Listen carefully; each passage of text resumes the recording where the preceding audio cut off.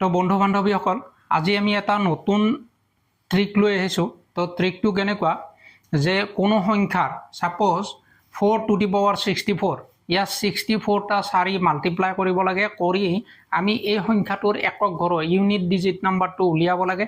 তো unit digit নাম্বাৰটো তৎক্ষণাত একক ঘৰত থকা সংখ্যাটো আমি তৎক্ষণাত কেনেকৈ উলিয়াম। সিমিলাৰলি অন্য সংখ্যাবোৰৰ ক্ষেত্ৰতো দিয়া আছে, 9ৰ পাৱাৰ দিয়া আছে 2656। তো এইটো মাল্টিপ্লাই কৰি আমি একক ঘৰৰ সংখ্যাটো ওলোৱাটো ইমান সম্ভৱ নহয়। আমি ইয়াত ট্ৰিক ইউজ কৰিম, সেই ট্ৰিক ইউজ কৰি আমি তৎক্ষণাত একক ঘৰৰ সংখ্যাটো উলিয়াব পাৰোঁ।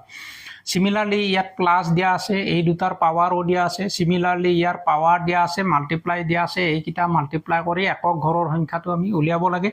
তলত দিয়া আছে 13ৰ পাৱাৰ, ইয়াত এটা দিয়া আছে 123 99 পাৱাৰ। তো এই সংখ্যাবোৰৰ একক ঘৰত থকা সংখ্যাটো ওলাব লাগে। একক ঘৰত মিন্স এনেকুৱা সংখ্যা ওলাব যে